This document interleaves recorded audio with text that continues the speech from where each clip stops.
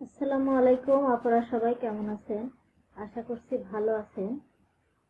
যে যেখান থেকে আমার ভিডিওটা দেখছেন, আশা করব সবাই ভালো আছেন, সুস্থ আছেন। আলহামদুলিল্লাহ, আমরাও ভালো আছি। তো আমি সকালবেলা নাস্তা করতেছি। মন চায় আসলে অনেক কিছু, যে নিজের হাতে করে তৈরি করি, তারপরে নাস্তা করব। কিন্তু আমার বাচ্চা তো জেগে থাকলে জানেনই, কিছু করতে দিতে চায় না, যার কারণে এই শর্টকাট নাস্তা করতেছি। তো নুডলসটা বেশিরভাগের ঝোলই রান্না করে খাই। এটা স্বাস্থ্যের জন্য ভালো, যার কারণে এভাবে মানে শুকনা রান্না করা হয় না। আর শুকনা রান্না করতে গেলে একটা সময়ের ব্যাপার। আর এটা খুব মানে অল্প টাইমে, সেই 2 মিনিটে বলে নাস্তা রেডি করা যায়, এটা সত্যিই সেটাই। 2-3 মিনিটে নুডলসটা তৈরি করা যায়, যার কারণে আমি এটাই করি। তো আমি একাই নাস্তা করতেছি, আমার হাজবেন্ড নাস্তা করে চলে গেছে। তো আমি পরে একা একা নাস্তা করতেছি। এখন একটু ঘুমাইছে আমার বাচ্চা, যার কারণে নাস্তাটা করে নিচ্ছি। ও জেগে থাকলে তো হয় না।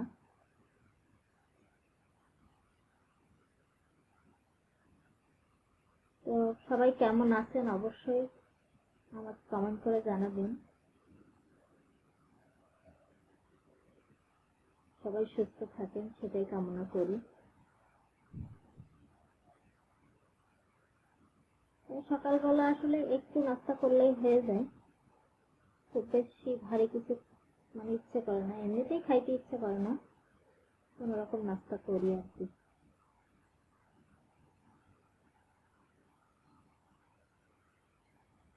তো বাজার থেকে দেখছি মুরগি নিয়ে এসছে। আমার খালা তো চলে গেছে, খালা চলে যাওয়ার পরে নিয়ে এসছে, এখন এগুলো আমাকে কাটতে হবে। তো আমি, ওরা তো ড্রেসিং করেই দেয়, তারপরেও আমি একটু পরিষ্কার করে এই যে এগুলো আহ, মানে ছাড়িয়ে আলাদা করে রাখছি, এখন শুধু কেটে নেব।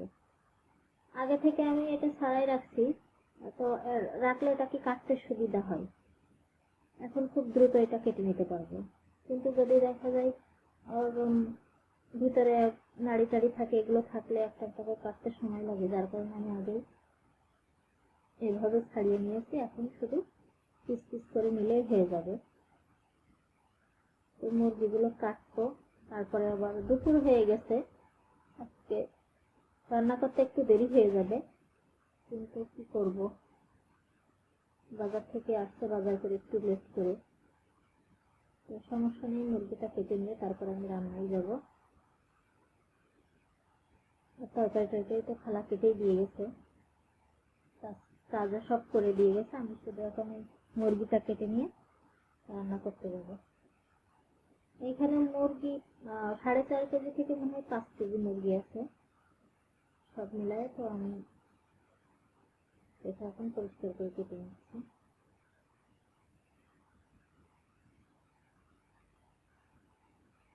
মুরগি কাটতে আমার সমস্যা নেই, যে কোনো কাজ করতে আমার ভালো লাগে, কিন্তু সময়ের অভাবে, তারপরে বাচ্চার জন্য এখন হয়ে ওঠে না। না, আমি আমার নিজের কাজগুলো নিজে গুছিয়ে করতে আমার খুব ভালো লাগে। বাচ্চা একটু বড় হইলে হয়তো বা পারবো আমি, আমার মন বলে। শুধুমাত্র এখন ছোট, যার কারণে ওকে সময় বেশি দিতে হয়, আমি চাইলেও একটা কাজ করতে পারি না। আর যতটুকু টাইম ঘুমাই, নিজেরও একটু রেস্টের ব্যাপার আছে, তারপরও বাকি অনেক কাজ থাকে টুকিটাকি, সেগুলো করতে হয়। এভাবেই দিন কেটে যাচ্ছে ব্যস্ততার মাঝে।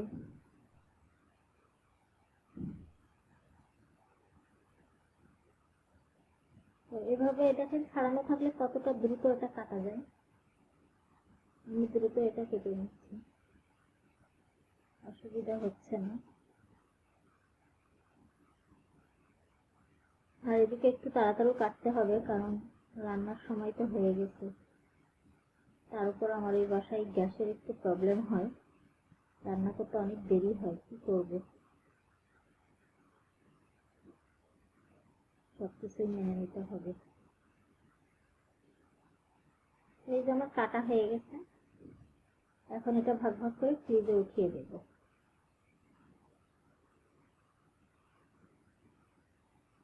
মাংসটা আমি উঠায় রেখে এসেছি ফ্রিজে। এখন আবার এই যে রান্না করতে আসলাম। তো আজকে রান্নাটা একটু লেট হয়ে গেছে, তারপরে সমস্যা নেই। আমি ডাল রান্না করতেছি, একটু সহজে যেটা হয় আর কি সেভাবে রান্না করতেছি, কারণ একটু লেট হয়ে গেছে। টমেটো দিয়ে ধনেপাতা দিয়ে ডাল রান্না করলাম। টমেটোর ডালটা ভালো লাগে, যার কারণে মাঝে মধ্যে রান্না হয় এটা। দেখা যায় ডালটা রান্না করলে ভিতরে টমেটো দিই।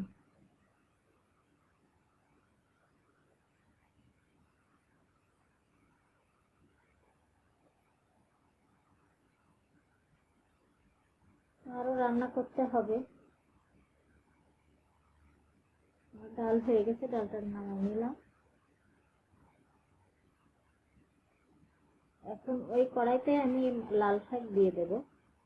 কড়াইটা আসলে ধোয়ার প্রয়োজন মনে করলাম না, কারণ লাল শাকের পানিটা একটু শুকিয়ে নেব। জানি না কে কিভাবে কি মনে করবে, এটা ডায়ালির কড়াই, কোনো সমস্যা হবে বলে মনে হয় না।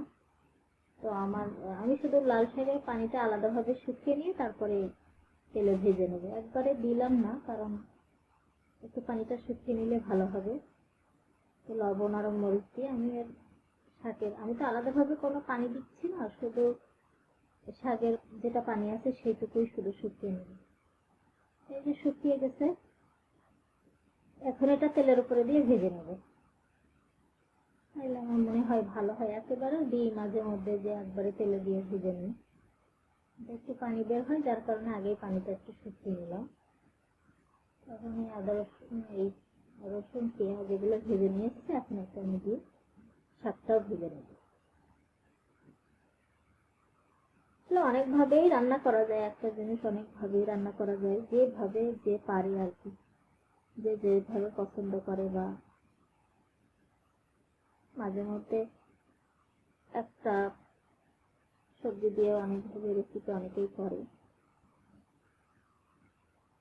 যে যা খুশি মতোই তো চলবে, যার যেটা ভালো লাগে সেটাই করবে।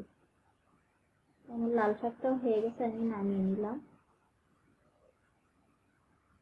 আমি এখানে আরেকটা তরকারি রান্না করতেছি। এটা হচ্ছে টমেটো, তারপরে সিম, আলু আর গাজর দিয়ে একটা তরকারি রান্না করব, টাকি মাছ দিয়ে। অনেক রকম মিলাই সবজি রান্না করলে অবশ্য ভালো লাগে, তো আমি আজকে এটাই করতেছি। সব রকম মিলাই এটাই রান্না করব। এই যে টমেটো দিয়ে দিলাম, দিয়ে এটা আর একটু নেড়ে ফেড়ে কষিয়ে নিয়ে তার ঝোলের পানি দেবো।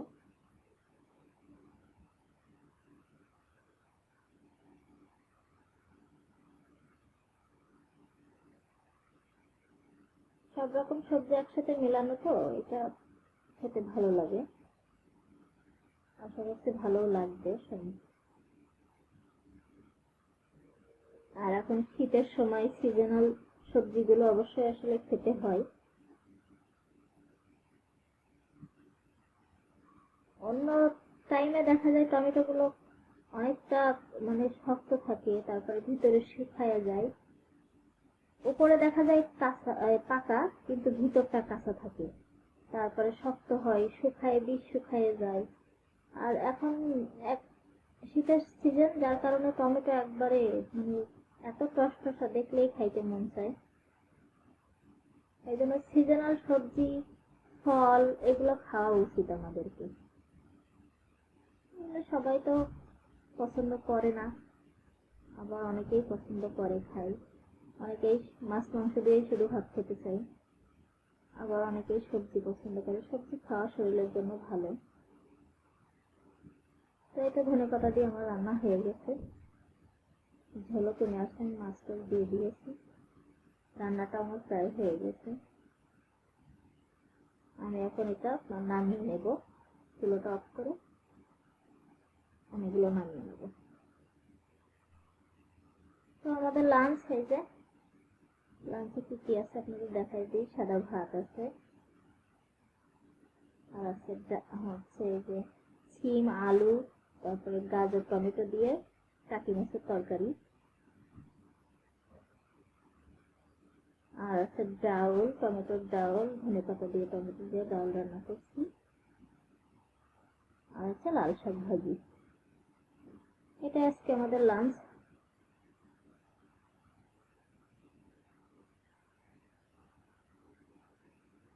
আমরা একটু বাইরে বের হয়েছিলাম, তাহলে সপ্তাহে একটা দিন একটু বের হওয়ার চেষ্টা করি।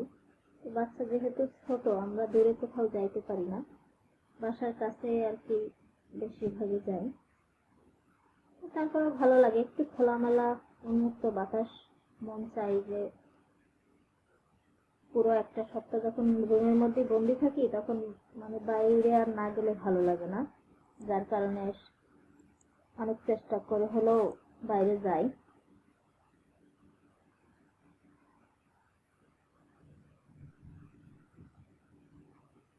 বাচ্চা বড় হয়ে গেলে হয়তো বা দূরে কোথাও যাওয়ার চেষ্টা করব, এখন কাছেই যাই, কিছু করার নেই। তো আমরা ঘুরে ফিরে বাসায় আসছি। সন্ধ্যার দিকে দেখি আমার হাজবেন্ড আবার কিছু ফল নিয়ে এসছে। ফলগুলো আবার নামিয়ে ফ্রিজে উঠাই নেব। কি কি ফল একটু আপনাদের সাথে শেয়ার করি। তো এখানে ইয়ে আছে, আপনার কমলা আছে, আর এগুলো হচ্ছে মালটা। কমলা নিয়ে এসছে, মালটা নিয়ে এসছে, আর আপেল নিয়ে এসছে,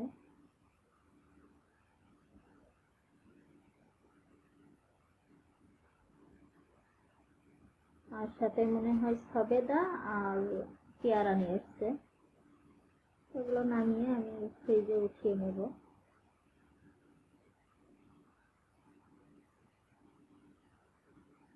তো আমি আসলে ভিডিওটা এখানে শেষ করব। ফলটা গুছাইতে গুছাইতে আপনাদের সাথে কথা বলা ভিডিওটা শেষ করব।